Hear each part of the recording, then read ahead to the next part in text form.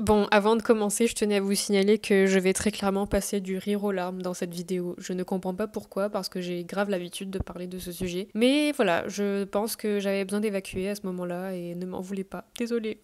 Mes petites biches, j'espère que vous allez bien. Là, vous êtes en train de vous dire, waouh, qu'est-ce qu'elle a aujourd'hui? Bah écoutez, j'ai eu la flemme. Ça arrive, hein. Ça arrive aussi d'avoir la flemme, hein. Pas parce qu'on n'est pas maquillé qu'on est forcément en crise d'endométriose. Non, non, aujourd'hui j'ai eu la flemme, puis la fatigue aussi, la fatigue. J'avais pas grand chose à faire, donc voilà, j'avais pas forcément envie de me maquiller. Et puis deuxième chose, en fait, je m'étais dit qu'il fallait que je vous fasse rapidement cette vidéo concernant mon update de l'opération de l'endométriose. Parce que vous êtes de plus en plus à me le demander sur Instagram. Et que, en fait, faire du cas par cas, ça devient très très long. Je m'étais dit que vous raconter tout ça par une vidéo YouTube, ce serait beaucoup plus simple pour moi et au moins je pourrais vraiment me livrer par rapport à tout ça parce que vraiment j'ai beaucoup de choses à dire par rapport à l'avant-opération, l'après-opération, etc. Enfin tout le cheminement. Comme vous l'aurez deviné, ça sera vraiment une vidéo no prise de tête. Je vais vraiment y aller au feeling. Et bien sûr, je me suis fait un petit thé, of course, parce que raconter une petite story time comme ça, sans un thé, vous avez déjà vu ça ou quoi? Je vais tester une infusion digestive que j'ai reçue de la part de Emeka. Vous vous demandez peut-être pourquoi ça a cette couleur, mais c'est parce que j'ai rajouté du lait d'avoine dedans. En fait, il faut rajouter un corps gras à l'intérieur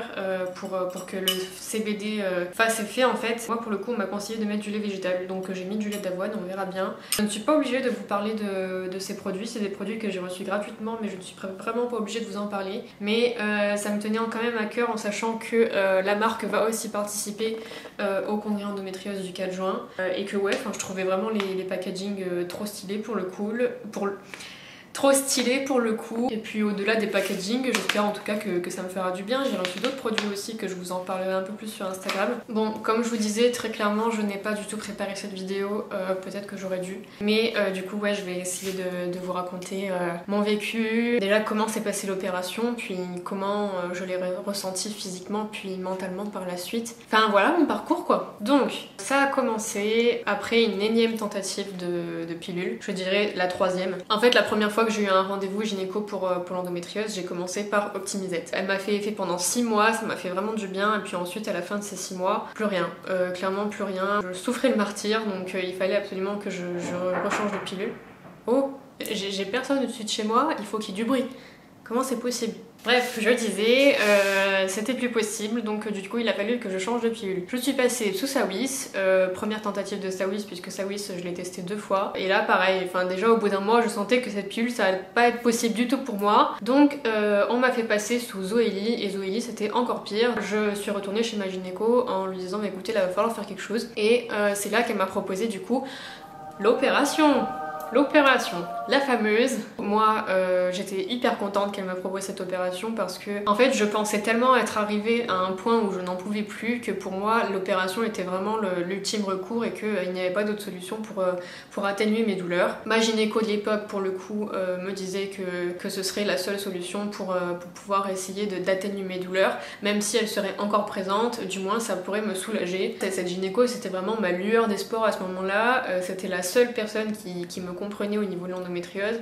Donc clairement quand elle m'a proposé l'opération, j'ai dit oui de suite. Je suis sortie du cabinet, j'ai signé les papiers, j'ai vu le prix des dépassements d'honoraires mais j'ai fait l'aveugle devant ça parce que voilà, je m'étais dit que quitte à mettre le prix, peut-être que ça pourrait me faire du bien. Peut-être 3 mois après du coup, il a fallu se préparer pour l'opération. L'opération a eu lieu du coup le 7 avril 2021. La veille du coup, je me lave avec comment ça s'appelle, la bépantène? Comment ça s'appelle le truc rouge là? La biotine? Je sais plus. Bref, je me lave avec ce liquide tout pourri, les cheveux, le corps et tout, je puais. J'arrive le lendemain à l'hôpital, j'arrive dans ma petite chambre, je vois qu'il y a quelqu'un à côté de moi. C'était une dame âgée qui venait de perdre sa jambe. Voilà.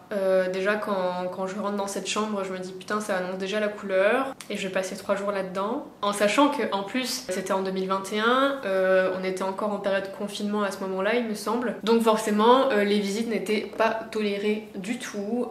Pendant 3 jours en fait je suis restée seule et les seules personnes que je voyais étaient les infirmières. Voilà. Et après vous vous demandez mais pourquoi t'as pas fait ça en ambulatoire? C'est pour la simple raison qu'en fait ils prévoyaient une stomie lors de l'opération. Une stomie c'est quoi? C'est quand on vous coupe un morceau d'intestin pour éviter que ça s'aggrave. Et moi ils le prévoyaient parce qu'en fait juste avant l'intervention je suis allée voir un gastro-entérologue juste à côté du cabinet de ma gynéco qui m'a fait une échographie rectale pour voir si j'avais pas une atteinte au niveau du rectum. Et pour lui j'avais une atteinte au niveau du rectum mais en fait j'avais un nodule qui traversait carrément la paroi du rectum. Donc du coup pour lui la stomie devait être prévue. Donc j'en ai discuté avec ma gynéco, j'en ai discuté avec le chirurgien qui serait là lors de l'intervention aussi. Eux ils ont essayé de me rassurer le plus possible en me disant que si pour le coup le nodule ne traverse pas la paroi, ils ne toucheront pas au rectum et je n'aurai pas à faire la stomie. En fait ça sera la surprise quand je vais me réveiller de l'intervention. Donc moi je priais très clairement pour ne pas avoir affaire à cette stomie. J'avais très peur, mais c'était pas ce qui me faisait le plus peur en fait. Ce qui me faisait le plus peur lors de l'opération c'était l'anesthésie. Je suis quelqu'un qui a très peur de la mort et qui n'aime pas ne pas avoir le contrôle sur soi-même. L'anesthésie ça m'effraie. L'anesthésie même pour une coloscopie ça m'effraie. Il y a des infirmières qui sont venues me voir juste avant l'intervention. J'ai pleuré devant elles parce que j'avais peur de l'anesthésie. Et ça à chaque intervention, que ce soit pour l'intervention de l'appendicite que j'ai eu en 2020, cette intervention là pour l'endométriose, ma coloscopie que j'ai fait en janvier 2022, j'ai chialé. Je n'arrive pas à me calmer, je n'arrive pas à me retenir de ne pas pleurer. C'est plus fort que moi en fait, je pense que c'est vraiment une phobie de ne pas avoir le contrôle sur soi-même, d'être contrôlé en quelque sorte par quelqu'un d'autre et qui vous force à vous endormir en fait. Je sais pas, c'est une sensation qui est hyper frustrante en fait et très stressante je trouve. Je pense que ceux qui ont peur de l'anesthésie pourront me comprendre, mais en tout cas moi c'est quelque chose qui me fait vachement peur et bref, je vais arrêter de parler de tout ça parce que c'est pas le sujet de la vidéo. Du coup moi juste avant l'intervention, peut-être 2-3 heures avant, j'étais déjà dans ma chambre, j'étais déjà préparée, j'avais déjà mes petits chaussons, ma petite Charlotte, tout ça. Du coup qu'est-ce que je fais? Je lance une séance de méditation sur YouTube et pour le coup ça m'a quand même bien détendue jusqu'à ce que j'arrive dans le bloc opératoire et que je me dise genre waouh c'est bon, ça y est, on y est. Mais bon comme vous vous en doutez l'opération s'est très bien passée. Quand je suis arrivée dans ma chambre je me suis rendu compte qu'il y avait un souci au niveau de ma vessie aussi. J'avais une sonde urinaire. On m'a avoué qu'on m'a mis cette sonde urinaire parce que j'avais une atteinte au niveau de la vessie et qu'il fallait du coup me mettre cette sonde pour éviter tout problème par la suite. On a dû m'enlever cette sonde urinaire peut-être un jour après. C'est vraiment pas agréable, surtout quand on vous l'enlève. Je vais pas vous le cacher. Je crois que c'est la pire chose au monde, la sonde urinaire, ça fait vraiment très mal. Mais bon, voilà. Il y a pire que ça, on va dire. Pour le coup, je me suis réveillée sans stomie, sans poche à ce niveau-là. Ensuite, du coup, j'ai passé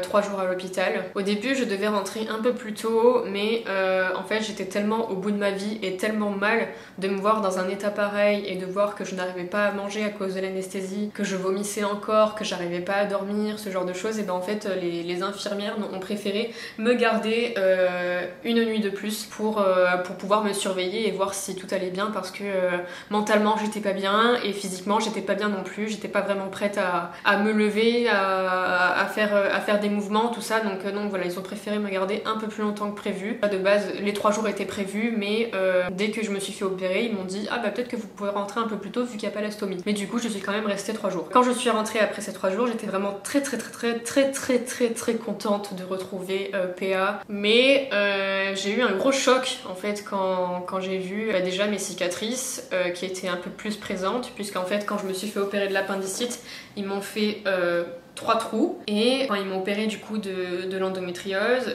ils m'ont repercé le trou du nombril et ensuite ils m'ont rajouté 2 autres trous. Quand j'ai vu qu'il y avait de plus en plus de petites marques sur mon ventre, je me suis dit ah oui d'accord, ok, ça fait déjà beaucoup, ça fait déjà pas mal là, je pense qu'on va arrêter là et ouais, de voir mon ventre gonfler comme ça en fait et ballonné et hyper mal, douloureux, ça m'a mis un coup et beaucoup plus que l'opération de l'appendicite. L'opération de l'appendicite je m'étais mise très rapidement et là en fait ouais j'étais mal, j'étais vraiment très mal physiquement comme mentalement, j'ai vraiment pris un coup. Comment ça se passe l'opération de l'endométriose, parce que oui ça je l'ai pas expliqué. En fait, on vous fait une célioscopie, donc du coup on vous fait des tout petits trous dans le ventre pour passer les pinces et puis on vous fait un trou au niveau du nombril pour faire passer la caméra et en fait c'est comme ça qu'ils vont réussir à voir, soulever les organes pour voir où sont l'endométriose et du coup réaliser le shaving. Le shaving c'est en gros raser les nodules d'endométriose, les lésions et les adhérences. Et du coup en fait c'est ça qui est très douloureux dans la cœlioscopie, c'est que en fait le fait qu'il vous ait un peu bougé tous vos organes, qu'il vous les ait soulevés, c'est ça qui fait mal. Et pour le coup j'ai mis beaucoup de temps à me remettre de l'opération par rapport à ça, j'avais beaucoup de douleurs et mon ventre a peut-être dégonflé un mois et demi après l'opération. Ouais, je pense que j'ai réussi à mettre un jean un mois et demi après l'opération et encore mettre un jean était quand même assez douloureux puisque le bouton du jean était clairement au niveau de mon nombril, mais je n'ai pas eu de pause en fait entre mes douleurs d'opération et mes douleurs d'endométriose qui sont revenues. En fait du coup c'était pas des douleurs d'endométriose mais des douleurs d'adénomiose, puisque quelques mois après, en septembre 2021, on m'a diagnostiqué l'adénomiose. Et donc du coup pour vous expliquer mon ressenti après tout ça, je sais pas si j'aurais dû faire cette opération en fait.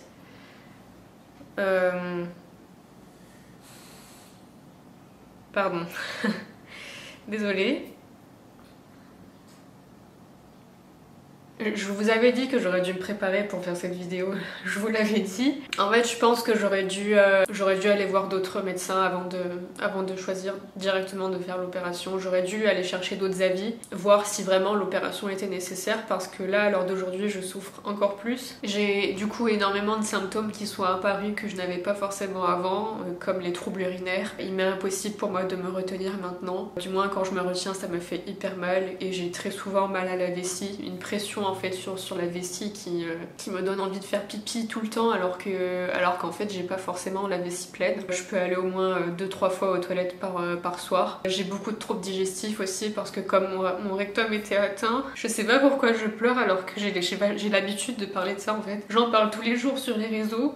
C'est l'infusion qui m'a mis comme ça ou quoi Non mais là je pense que c'est un trop. Pourtant ouais, j'ai l'habitude d'en parler tous les jours, que ce soit sur les réseaux, par message, je vous fais des vocaux et tout pour vous raconter mon vécu. J'ai grave l'habitude de parler de ça et je me mets pas dans tous ces états d'habitude, mais là il fallait que ça sorte. Ça fait du bien. Du coup je disais, j'ai beaucoup de troubles digestifs, je fais une alternance diarrhée-constipation mais plus à tendance diarrhéique quand même. En fait je connais pas l'entre-deux, c'est soit la constipation chez moi, soit la diarrhée, le plus souvent la diarrhée pour vous dire. Je ne digère pas grand chose. D'ailleurs j'ai une liste des aliments que je ne peux plus consommer sur mon téléphone et la liste petit à petit se remplit. Les fruits me font gonfler le ventre, les légumes crus me font gonfler le ventre, ils me font très mal. Le quinoa je ne peux plus le manger, tout ce qui est quinoa, boulgour, tous les céréales en fait je peux plus. Le gluten de moins en moins, l'alcool c'est plus possible du tout. L'alcool j'ai dû me résigner à ça parce que avant peut-être un verre de vin, j'avais un peu mal au ventre le lendemain mais ça allait, j'arrivais à tenir debout du moins, mais là maintenant un verre d'alcool me met très très mal. Je digère de moins en moins de choses en fait et c'est pas une vie. C'est pas une vie très clairement. J'ai beaucoup de vertiges, fatigue chronique aussi. J'ai une fatigue chronique qui est hyper importante et envahissante en fait. Ça m'handicape beaucoup au quotidien parce que je suis très souvent obligée d'annuler au dernier moment des choses que je prévois avec mes amis, même des rendez-vous médicaux, des rendez-vous pour le taf. J'annule beaucoup au dernier moment en fait. Avec moi on peut pas prévoir grand chose malheureusement. J'ai des douleurs neuropathiques aussi qui sont apparues suite à l'opération. J'ai des fourmillements dans les mains, j'ai des engourdissements dans les bras, dans les mains, dans les pieds, dans les orteils. Voilà. Ça fait beaucoup et donc du coup c'est pour ça que je vous disais que j'aurais peut-être dû attendre avant de faire cette opération. Peut-être qu'il aurait fallu que j'aille voir d'autres médecins pour qu'ils comparent, pour qu'ils voient si l'opération est vraiment nécessaire. Peut-être que j'aurais dû essayer d'autres pilules, qu'au bout de la 10e pilule, là j'aurais pensé à l'opération mais pas au bout de la 3e, vous voyez ce que je veux dire. J'ai que 23 ans et heureusement que je travaille de chez moi maintenant parce que avoir une vie de travail normale ce serait plus possible pour moi. Donc voilà mon vécu par rapport à l'opération, voilà tout ce que ça a fait chez moi. Je m'attendais pas à réagir comme ça. Je savais que ça allait être au feeling, mais je pensais vraiment pas que j'allais me lâcher comme ça. Mais écoutez, ça fait du bien, hein, au moins. En fait, je cherche pas à faire peur avec tout ce que je vous dis. Je veux juste vous dire mon vécu en fait, mon vécu avec tout ça. En fait, il faut savoir que l'opération c'est pas la solution malheureusement pour guérir de l'endométriose. On ne guérit pas de l'endométriose avec une opération parce que l'endométriose peut revenir avec l'opération. Même si ça atténue vos douleurs pendant un certain temps, l'endométriose revient puisque l'endométriose c'est principalement hormonal. Chez beaucoup de femmes, l'opération fonctionne.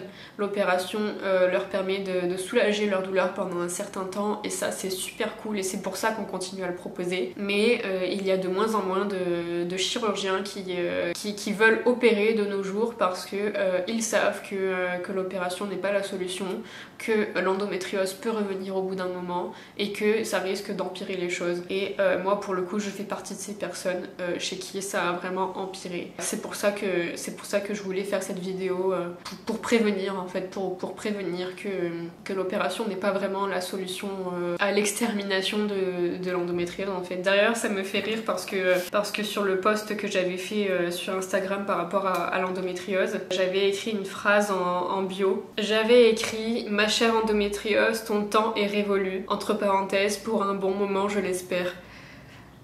Voilà, c'était le post que j'avais fait le 9 avril 2021 pour annoncer du coup que j'allais exterminer cette endométriose, mais non. C'est toujours là et en fait c'est l'adénomiose aussi qui me fait souffrir. En fait c'était vraiment un message de prévention en fait que je voulais faire. Il faut vraiment que l'opération soit l'ultime recours en fait. Moi pour le coup quand j'ai décidé de faire cette opération, je me disais que je souffrais tellement que ce serait pas pire. Et bah si en fait c'est pire. C'est pire qu'avant. J'essaie de me rassurer en me disant que si j'avais pas fait cette intervention, peut-être que l'endométriose se serait encore propagée et qu'ils ont bien fait de l'enlever parce que c'était carrément remonté jusqu'au foie et que si jamais j'avais trop attendu, peut-être que j'aurais pu avoir des problèmes d'infertilité par la suite, peut-être qu'ils auraient pu avoir recours à la stomie à ce moment-là, peut-être que carrément j'aurais eu des problèmes aux ovaires ou ce genre de choses. Enfin voilà, j'essaie de me rassurer comme ça en me disant que voilà, c'était le destin, si je l'ai décidé, c'est qu'il y avait une raison. Et voilà, j'en paye un peu les pots cassés aujourd'hui, si je peux dire ça comme ça. Mais j'essaie de me rassurer comme ça en me disant que peut-être c'était la bonne solution et peut-être qu'à ce moment-là, il fallait le faire. Bon bah je vais boire un petit coup, ça va me détendre. Je suis vraiment désolée d'avoir craqué comme ça, mais du moins ça vous prouve que je suis vraiment naturelle avec tout ça et que je suis le plus honnête aussi avec vous par rapport à tout ça. J'ai pas envie de vous mentir, j'ai pas envie de vous montrer du faux, de vous vendre du rêve, tout ça. Voilà, j'essaie d'être le plus honnête possible parce qu'on parle d'une maladie, donc voilà, c'est super important. Et puis voilà, je suis vraiment désolée aussi, c'était un peu en freestyle, je sais pas si vous avez tout compris. Je ne suis personne pour inciter qui que ce soit à le faire ou à ne pas le faire justement. J'espère en tout cas que cette vidéo vous aura quand même plu malgré ce petit moment émotion. Bon là je vais faire ma petite phrase de youtubeur. N'hésitez pas à liker la vidéo, à commenter, à lâcher un petit pouce bleu, tout ce que vous voulez, à vous abonner aussi à la chaîne, ce serait vraiment trop cool puisque maintenant j'essaie de parler à un max d'endométriose. Et je vous fais des bisous et prenez soin de vous mes petites biches. Vous êtes de plus en plus nombreux par ici et ça me fait vraiment chaud au cœur. Sachez que vous me faites énormément du bien sur les réseaux et donc voilà, je vous fais des bisous et prenez soin de vous mes petites biches. Bisous!